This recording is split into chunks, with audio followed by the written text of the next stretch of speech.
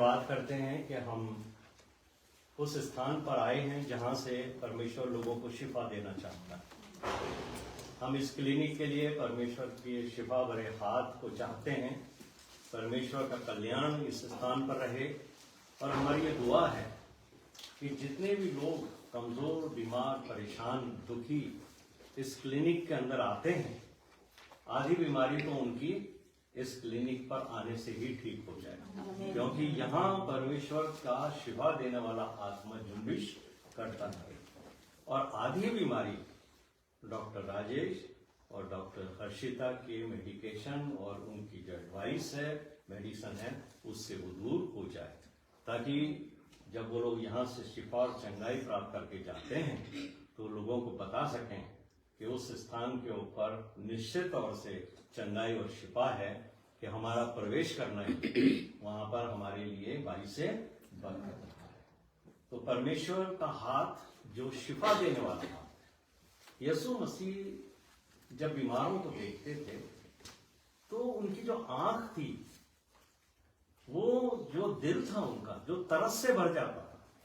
जब भी यीशु मसीह की आंख किसी बीमार पड़ी, प्रभु यीशु मसीह ने उसको जरूर चंगा किया।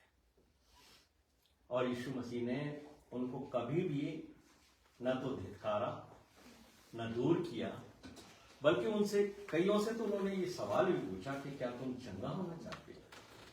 तो निश्चित तौर से उनका जवाब था, हाँ प्रभु, हम चंगा होना चाहते हैं। तो यहाँ इस क्लिनिक के अंदर जो भी आएगा वो इसी आशा से आएगा कि वो चंगाई को प्राप्त करना चाहता है। और डॉक्टर राजेश और डॉक्टर हर्षिता के हाथों को हम परमेश्वर के सामने डेडिकेट करते हैं और दुआ करते हैं कि जब भी ये किसी भी पेशेंट को टच करेंगे तो ये नहीं करेंगे, बल्कि हमारे खुदावंद यीशु मसीह का हाथ उनको टच करेगा और उसकी वजह से वो इनसे शिफा और चंगाई प्राप्त करेगा। तो ये अब बातें मिलकर हमारी भलाई को उत्पन्न करती है। इस स्थान पर आने की बहुत दिनों से इच्छा थी और आज वो अवसर हुआ कि हम सब जो हमारा बाइबल स्टडी ग्रुप है वो यहाँ आकर परमेश्वर का आज धन्यवाद कर रहा है। तो निश्चित जानिए कि हम सब लोग इस क्लिनिक के लिए, यहाँ आने वाले जितने भी पेशेंट्स हैं उनके लिए लगातार विनती और प्रार्थना करते रहेंगे, ताकि जो लोग यहाँ से शिफा होके जाएं वो अपने आप में इस बात की गवाही दें, उनकी अपनी विटनेस हो कि वहाँ पर कुछ ऐसा है, परमेश्वर का हाथ जो शिफा और चंगाई देकर आनंद के साथ हमें अपने घर को भेजता है। और हमारी ये दुआ है कि कोई भी इंसान, चाहे वो कैसा भी हो, वो यहाँ आकर निश्चित तौर से तंदुरुस्ती को प्राप्त करे। पिछले दिनों से हमारा बाइबल स्टडी ग्रुप किस चीज के ऊपर फोकस कर रहा है? जो इब्रानियों का लिखने वाला 12वें अध्याय के दूसरे पद में कहता है, हमारा जो विश्वास है वो किस पर है? विश्वास हमारे प्रभु यीशु, वो हमारे विश्वास का करता है। और इब्रानियों का लिखने वाला मुझे और आपको इस सलाह देता है कि अपने विश्वास के कर्ता को ताकते रहो, ताकते रहो। हम ताकते किसको हैं? जिससे हमें लगाव होता है, जिससे हमें मोहब्बत होती है, जिससे हमें आशा होती है। और वो उम्मीद का जो सर चश्मा है वो है हमारा खुदावंद यीशु मसीह। और जब हम यीशु मसीह को ताकते रहेंगे, ताकते रहने का मतलब समझते हैं? लगातार देखना, एडमायर करना और उससे कुछ ना कुछ डीप जो हमारी स्पिरिचुअल, हमारी जो स्पिरिट की का कनेक्शन होता है या संगति होती है, वो जुड़ जाए। तो जब हम यीशु मसीह को लगातार देखेंगे तो हम, जैसा अभी हमारी बेटी ने, क्वीन ने बोला, एडमायर करना, तो जब हम किसी को एडमायर करते हैं तो हम उसकी जैसा बनना चाहते हैं। तो हमारा उद्देश्य बाइबल स्टडी करने का ये है कि हम यीशु मसीह की जैसा बनते चले जाएं। और पिछले दिनों में जिस बात के ऊपर हमने फोकस किया है वो इब्रानियों के 6 अध्याय का पहला पद है, जहां पर इब्रानियों का लिखने वाला हमसे ये कहता है कि हम लोग सिद्ध तो नहीं है, और सच बात है, हम जितने भी यहाँ बैठे हैं वो सिद्ध नहीं है, लेकिन इब्रानियों का लिखने वाला मुझे आपको उत्साहित करता है और क्या कहता है, आओ हम सिद्धता की ओर आगे बढ़ते चले जाएं। तो ये जो बाइबल स्टडी ग्रुप है हमारा, उसका मेन उद्देश्य यही है कि हमें सिद्धता की ओर धीरे धीरे धीरे धीरे आगे बढ़ना है, ताकि हमारा प्यूरिफिकेशन होली स्पिरिट के द्वारा हो। हम कभी सिद्ध नहीं हो सकते, अपने आप से भी सिद्ध नहीं हो सकते। जैसे कोई मरीज अपने आप से चंगा नहीं हो सकता जब तक कि उसको चंगाई देने वाले का हाथ उस पर ना आए। और ये वही स्पिरिट है जो हमें सिखाना चाहती है कि कैसे हम यीशु मसीह के स्वभाव में निरंतर बदलते चले जा रहे हैं। और इसी अध्ययन क्रम में हमने पिछले दिनों में जो स्टडी की है, जो सबसे पहली बात हमने सीखी कि यीशु मसीह को जब हम निरंतर देखते हैं तो हमें उसके चरित्र में वो चीजें देखनी है जो उसमें है और हमें नहीं है, या हमारे अंदर ऐसे पाप और वो बातें हैं जो उसके चरित्र में तो है ही नहीं। तो जब हमें ये मालूम होता है कि हमारे अंदर वो सब बातें हैं जो हमारे प्रभु के अंदर नहीं है और हम उसको एडमायर कर रहे हैं, उसके पीछे हम चलेंगे कैसे? और जब हम यीशु मसीह के पीछे चलते हैं तो हम उन बातों को जो हमारे अंदर हैं और यीशु मसीह में नहीं है, उन बातों को हम दूर करते चले जा रहे हैं। उदाहरण के तौर पर पिछले दिनों हमने जब बाइबल स्टडी शुरू करी तो सबसे पहले हमने ये देखा यीशु मसीह में घमंड नाम की चीज नहीं है। तो जब यीशु मसीह में घमंड नहीं थी तो उसके पीछे चलने वालों में घमंड कहां से आ सकता है?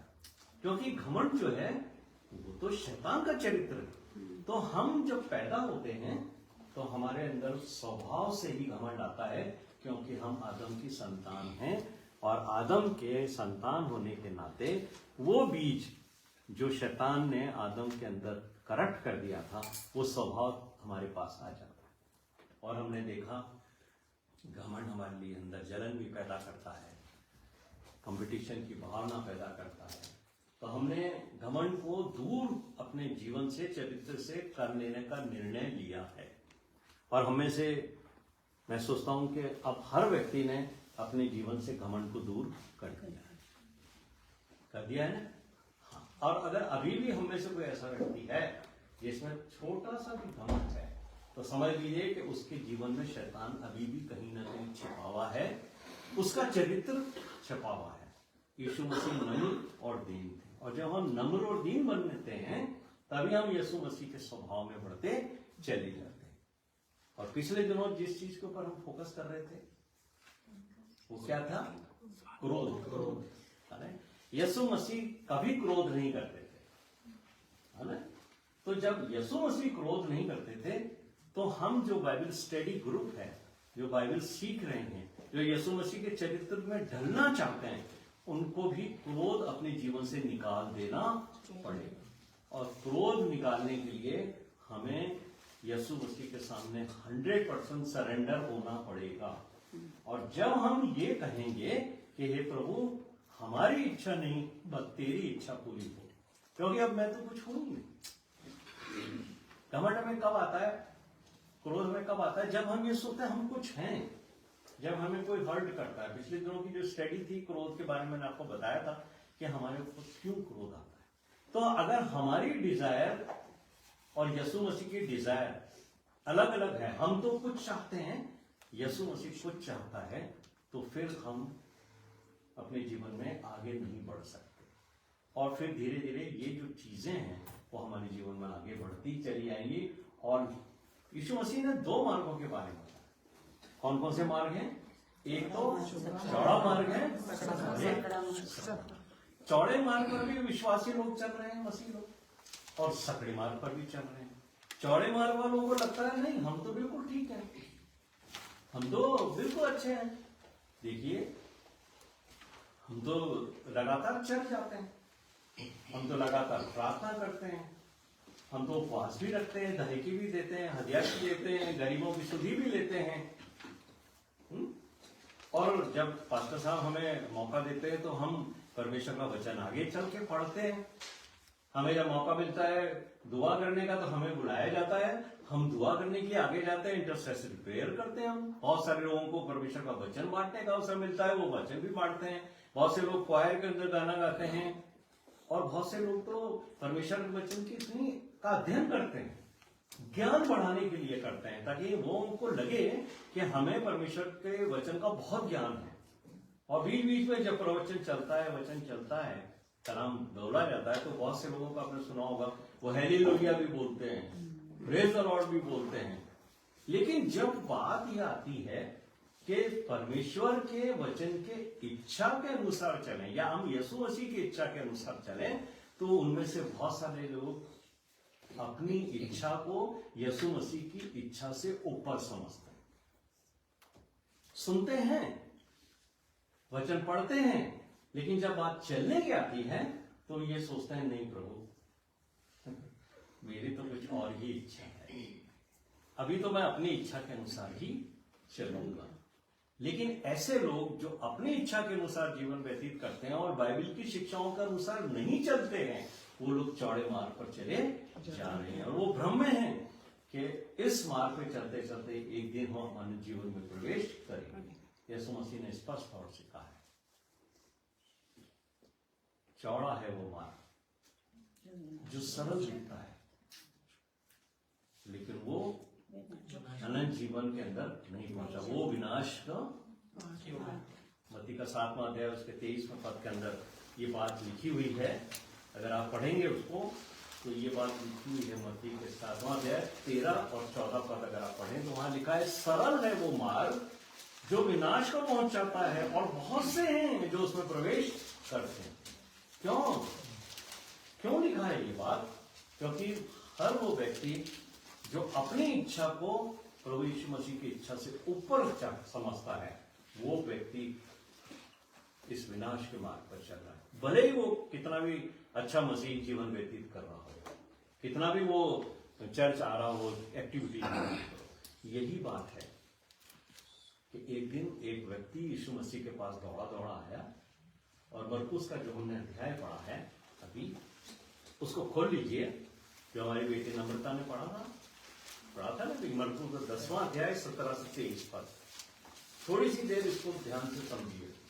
इसके अंदर एक इंपॉर्टेंट बात हम आज सीखेंगे। 19 और 20 पद के अंदर कुछ बातें लिखी हुई हैं। तो अच्छा, पिछले दिनों हमने जब बाइबल स्टडी करी थी, आपको याद है कि हमने पौलुस से कुछ सीखा था। पौलुस ने क्या कहा था फिलिपियों के 2 अध्याय के अंदर, फिलिपियों के 2 अध्याय 5 से 9 में, कि वैसा ही स्वभाव रखो जैसा मसीह में रखा है। और एक खास बात उन्होंने 7वें पद में कही थी, उसने अपने आप को शून्य कर दिया।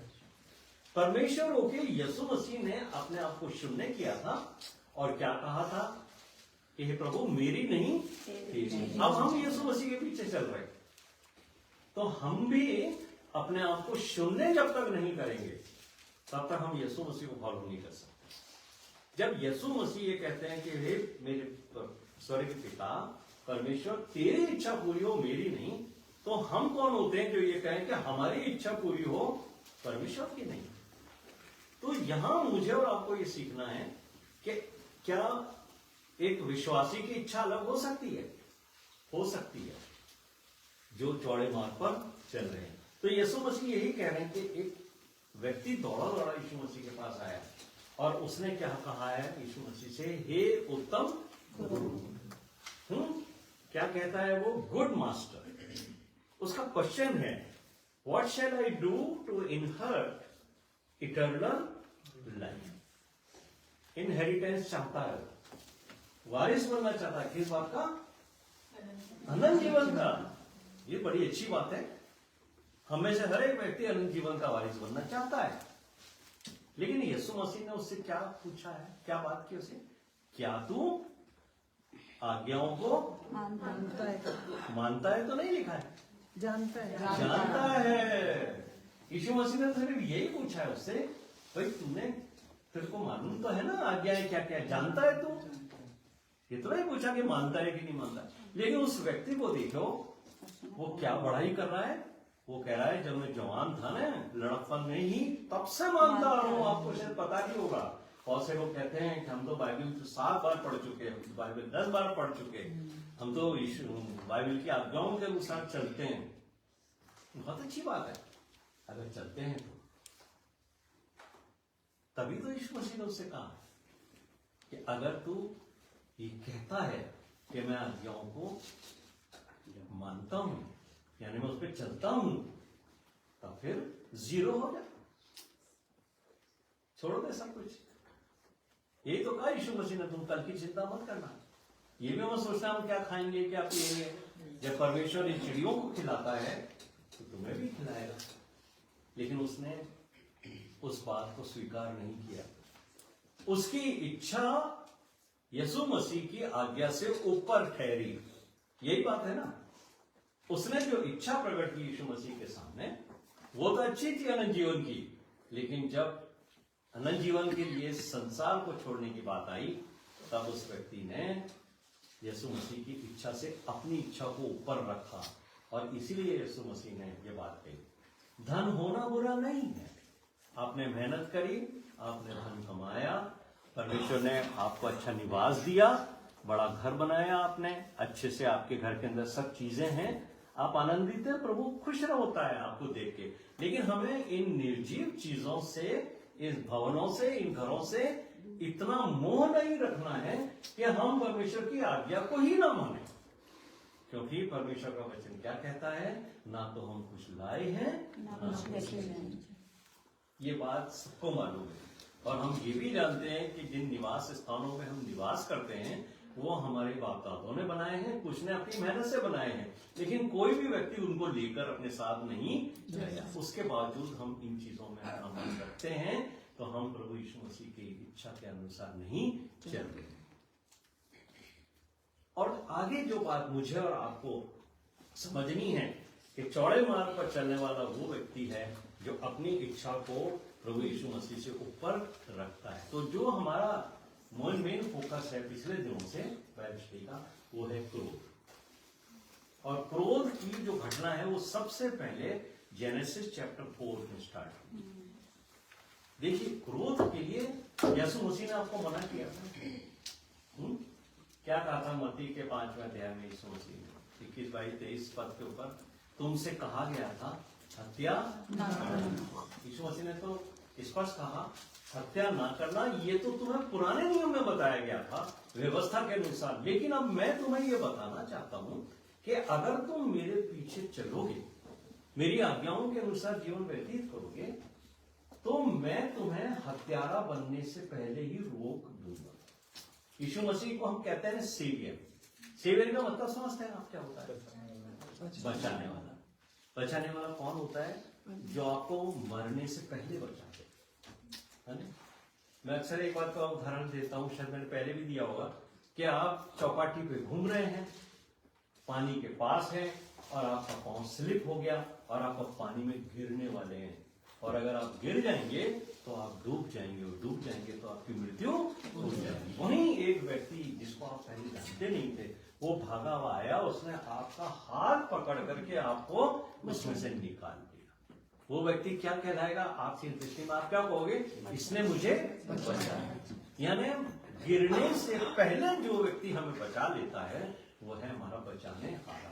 यीशु मसीह की शिक्षाओं के अनुसार अगर हम चलेंगे तो शैतान हमें टेम्पटेशन तो करेगा, पाप में गिराने की कोशिश करेगा, लेकिन पाप में गिरने से पहले यीशु मसीह कहते हैं मैं तुम्हें बचा लूंगा कि तुम पाप ही ना करो। इसलिए यीशु मसीह ने ये बात कही है मत्ती के 5वें अध्याय के 21-23 में कि तुमसे कहा गया कि तुम हत्या मत करना, लेकिन मैं तुमसे कहता हूं कि तुम क्रोध भी मत करना। क्रोध पे यीशु मसीह ने क्यों फोकस किया? क्यों किया? क्योंकि क्रोध जो है वो ग्रास रूट लेवल पर वहां से शुरू होता है जहां हम जो हैं आगे बढ़कर के हत्यारे होते हैं। मैंने आपको शायद पहले ही बताया था, क्रोध आपके मन में ईर्ष्या को पैदा करता है। क्रोध से जलन लेने की भावना पैदा होती है, और जब हम जलन रखने की भावना से में जीते रहते हैं तो हम सोचते हैं हम इस व्यक्ति से बदला लें। क्रोध से जलन, जलन से बदला लेने की भावना, और बदला लेने की भावना, क्रोध में हम चलते रहते हैं, और जब मौका मिलता है तब हम उस व्यक्ति के ऊपर प्रहार करते हैं, बदला लेते हैं, और वहां वो हत्या हो जाती है। उत्पत्ति के 4 अध्याय में यही हुआ है। लेकिन परमेश्वर उनसे प्रेम करता है। 2 भाई हैं, हाबिल और केन, दोनों अपनी वो लेके आए हैं, ठीक है। परमेश्वर ने किसी का एक्सेप्ट किया, किसी का नहीं किया, लेकिन क्रोध आया। क्या लिखा है वहां? क्रोध से वो भर गया। लेकिन देखिए, परमेश्वर हमसे बहुत प्रेम करता है, क्योंकि उसने मनुष्य को अपने हाथ से बनाया। वो नहीं चाहता एक भी व्यक्ति का नाश हो। इसलिए उसकी जब आवाज आती है हमारे को, वो धीमी होती है, ठंडी होती है। अगर हम उसको सुन लेते हैं तो हम उसके अनुसार चलते हैं। लेकिन अगर हम ये कहते हैं नहीं, हमारी इच्छा पूरी होनी चाहिए, आपकी इच्छा से हमारी इच्छा पूरी होनी चाहिए, फिर हम परमेश्वर से दूर हो जाते हैं। क्या हुआ यहाँ? परमेश्वर ने, यहोवा परमेश्वर ने क्या कहा कैन से? तू क्रोधित क्यों हो रहा है? क्यों क्रोधित हो रहा है? देख, पाप द्वार पर छिपा हुआ है।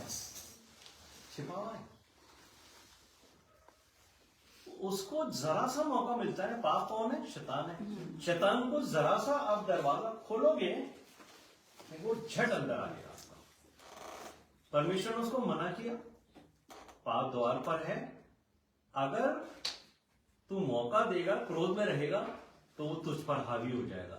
परमेश्वर ने कहा तुझे उस पर हावी होना है। तुझे उस पर हावी का मतलब है कि तुझे अपने क्रोध को छोड़ देना है और पाप के ऊपर तुझे प्रभुता करनी है। शैतान, मैं तेरे चुंगल में नहीं आने वाला, मैं पाप नहीं करूंगा, मैं क्रोध नहीं करूंगा, न मैं क्रोध करूंगा न मैं पाप करूंगा। लेकिन उसने क्या करा? परमेश्वर की इच्छा से ज्यादा अपनी डिजायर को ऊपर रखा। सुना उसने। ऐसा नहीं है कि कैन ये नहीं कह सकता कि परमेश्वर ने मुझे मना नहीं किया। हर आदमी को परमेश्वर जरूर ये बात बोलता है, उसकी धीमी आवाज हम नहीं सुनते।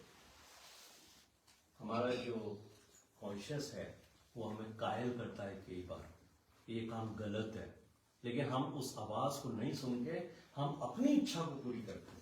कैन ने परमेश्वर ने मौका दिया, परमेश्वर ने बोला, लेकिन कैन ने उनकी परमेश्वर की आवाज को नहीं सुना, और उसने वही किया जो उसके मन की डिजायर थी। और क्रोध से भरा हुआ व्यक्ति ने क्या किया? उसने हत्या। अगर वो परमेश्वर की बात को सुन लेता तो उसे महसूस होता कि गलती मेरी है, क्योंकि परमेश्वर ने उसकी भेंट नहीं ग्रहण करी थी। उसको ये पूछना चाहिए था, पता करना चाहिए था, प्रभु आपने मेरी भेंट क्यों नहीं ग्रहण करी?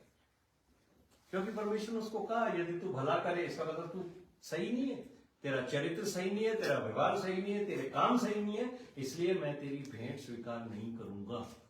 ये बात परमेश्वर ने स्पष्ट बता दी।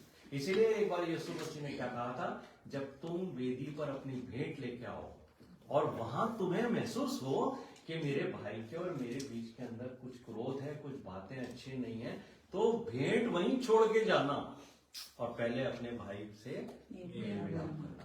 परमेश्वर मसीह ने स्पष्ट कह दिया, मैं भेंटें स्वीकार नहीं करूंगा तुम्हारी।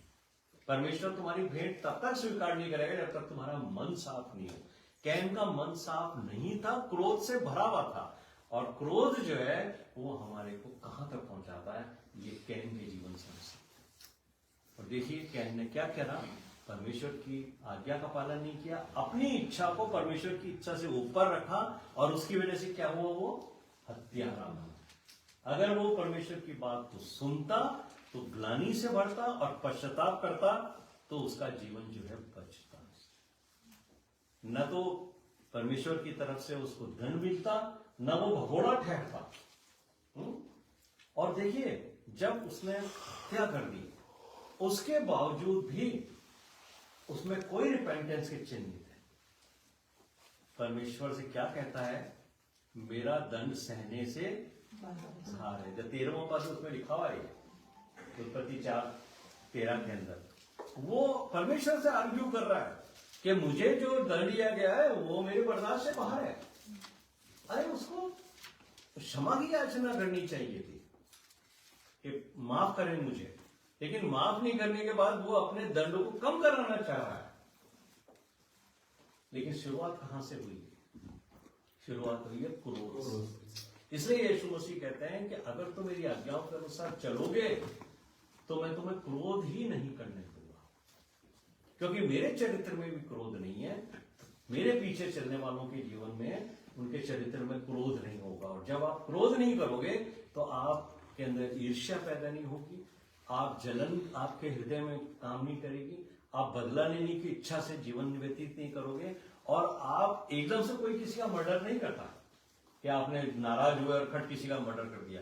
ये कई दिनों तक जब हम जलन और बदले की भावना से घूमते रहते हैं, फिर मौका मिलता है तो हम पिस्तौल निकाल करके या जो भी वेपन है उसको यूज करके हम सामने वाले का मर्डर करते हैं।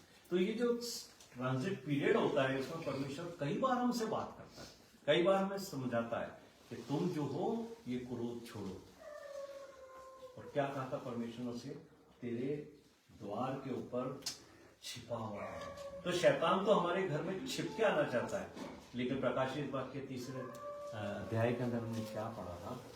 एक दरवाजा ऐसा है जिसके ऊपर यीशु मसीह खटखटा, लेकिन हम उसको अंदर नहीं आने देना चाहते। हम क्रोध के मारे ऐसे जलन में भरे रहते हैं, ऐसा हमारा व्यवहार होता है।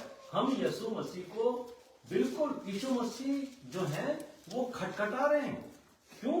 क्योंकि हमने उसको अंदर से बंद कर रखा है। रिवलेशन चैप्टर 3 वर्स 20 जो है, तो उसके अंदर जो है ये बात लिखी हुई है। अगर आप इंग्लिश की बाइबल पढ़ते हो तो ये कंटिन्यूस प्रोसेस है लगातार खटखटाने का।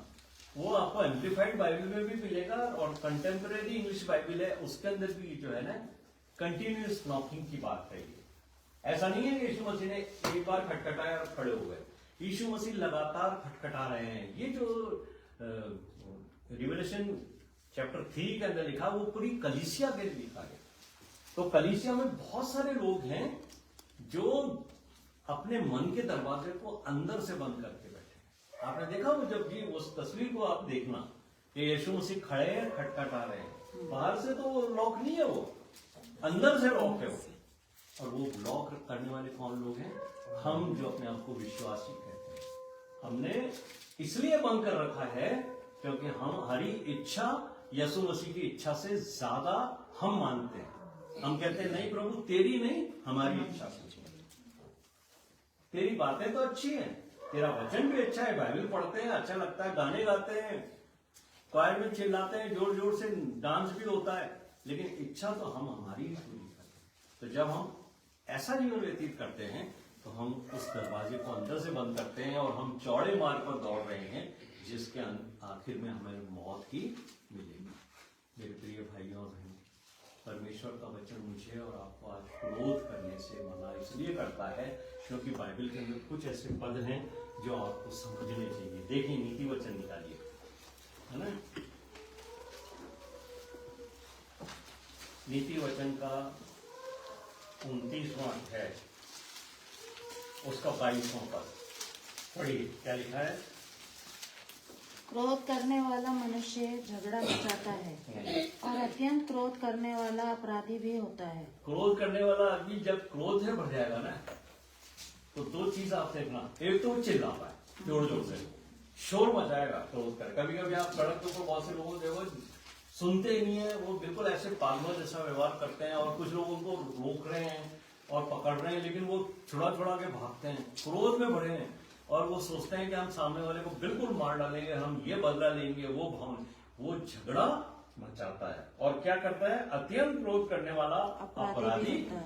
एक समय आएगा कि वो अपराध करेगा ही करेगा। अगर आप क्रोध में आ गए ना, क्रोध आप पे हावी हो गया, यानी शैतान आप पे हावी हो गया, वो आपसे अपराध करेगा। 100% बाइबल ये आपको श्योरिटी देती है कि आप अगर क्रोध में भरे रहोगे, एक दिन आप अपराधी बन जाओ। इसीलिए सौदेशक 7वां अध्याय उसके 9वें पद के अंदर परमेश्वर का वचन मुझे और आपसे क्या कहता है? वहां लिखा है अपने मन में उतावली से क्रोध न करो। क्रोधित मत होइए, मन के अंदर भी क्रोधित मत होइए। क्यों कहता है ये बात? क्योंकि क्रोध मूर्खों ही के हृदय में रहता है। अगर मेरे और आपके मन में क्रोध भरा है, क्रोध हमेशा संबंध को समाप्त कर देता है, रिलेशंस खत्म। आप अपने भाई के साथ क्रोध करिए, अपनी बहन के साथ क्रोध करिए, अपने पड़ोसी के साथ क्रोध से भरे रहिए मन में। आप उसको बाहर से नहीं दिखाएंगे, लेकिन आपके मन में क्रोध है, आप अपने आप से उसके संबंधों से दूर होते जाओगे। ये कैंची है क्रोध, जो हमारे संबंधों को खत्म कर देती है। कैन और हाबिल के संबंध खत्म हो गए क्रोध की वजह से। एक सोच सकते हो आप, एक इंसान अपने भाई को मार डाले तो उसकी मानसिक दशा कितनी होगी। बावजूद इसके उसको बार बार परमेश्वर ने समझा दिया, मत कर भाई, मत कर, अच्छा नहीं है। फिर भी उसने क्रोध के वश में आकर के अपने भाई का हत्यारा बना दो। इसलिए बाइबल का लिखने वाला कह रहा है कि मन में उतावली से क्रोधित न हो, क्योंकि क्रोध मूर्खों ही के हृदय में रहता है।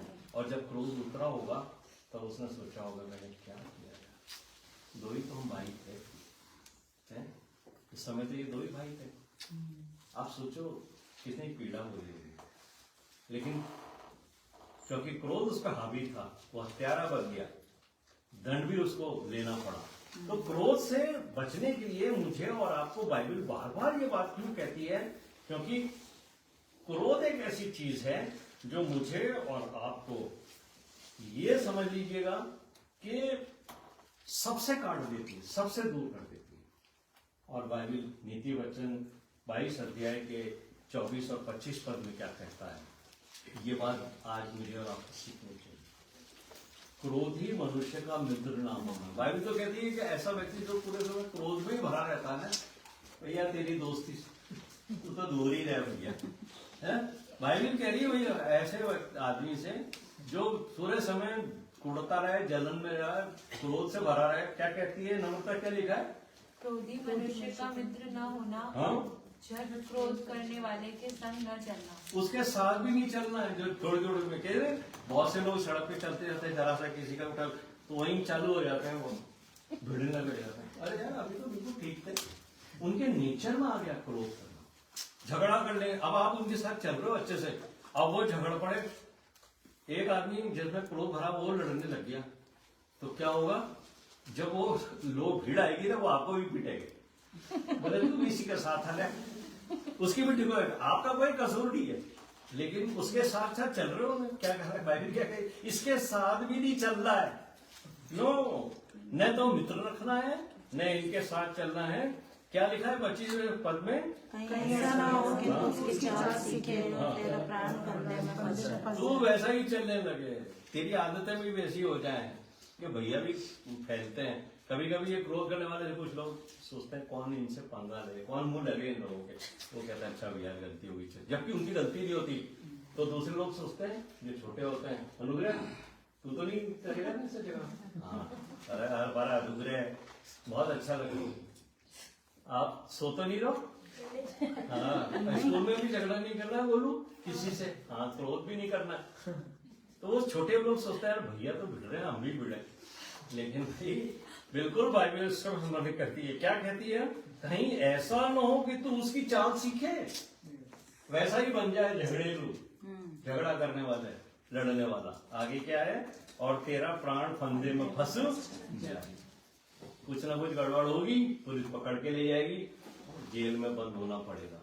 तो ऐसे फंदे वाले लोगों से दूर रहना है। बल्कि फिर संगति किसकी करनी है? संगति उन लोगों की करनी है जो शांत स्वभाव के, परमेश्वर के वचन के अनुसार जीते हैं, परमेश्वर के अनुसार जो है आदर प्राप्त करते हैं। जब आप उनके पास बैठो तो वो आपको अच्छी बात करते हैं और आपको शिक्षाप्रद बात करेंगे। और कहाँ से है वो शिक्षा? जो बाइबल के अनुसार है। सांसारिक शिक्षाओं की नहीं बात करेंगे, वो करेंगे कि देखो बाइबल के अंदर हमें कहा है ना करना। और क्रोध कब नहीं कर पाता है आदमी? जब वो नम्र और यीशु मसीह ने क्या कहा था मत्ती के 11वें अध्याय के 29 पद में कि मुझसे सीखो क्योंकि मैं नम्र और ये यीशु मसीह का चरित्र है जो सीखने की बात करता है। और हम अपने आप ना तो नम्र बन सकते हैं, ना हम अपने आप दीन बन सकते हैं, लेकिन पवित्र आत्मा से अगर हम निवेदन करें कि हे प्रभु पवित्र आत्मा, आप मुझे रोकिए, जब भी मौका आए मैं चिड़चिड़ करूं या मैं क्रोध में भरूं, आप उसी वक्त मुझे याद दिलाइए तुम प्रभु यीशु मसीह के पीछे चलने वाले हो। तुम क्रोध कैसे कर सकते हो जब तुम्हारा प्रभु नहीं करता? तो ये बात जब मुझे और आपको बार बार कान में आती है, पवित्र आत्मा हमें बताती है, धीरे धीरे धीरे धीरे ये हमारे चरित्र से दूर होता जाता। जैसे शरीर पे मैल होता है, जब हम बार बार उसके ऊपर साबुन रगड़ते हैं, धीरे धीरे वो मैल दूर होता है। और यही प्रक्रिया है, आओ हम शुद्धता की ओर बढ़ते चलिए। इस क्रोध के ऊपर नेक्स्ट थर्सडे को मैं लास्ट टीचिंग लूंगा, जो सरमन है उसके ऊपर हम फोकस करेंगे और क्या क्या होता है क्रोध करने से।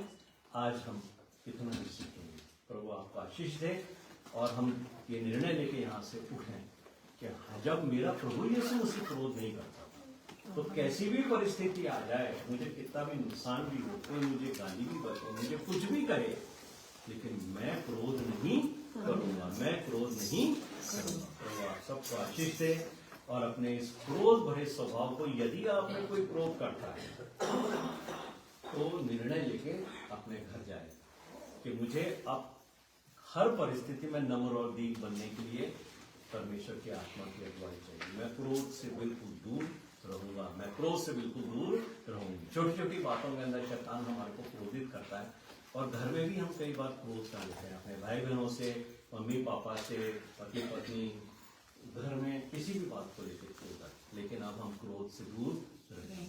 प्रभु आप सबको आशीष दें।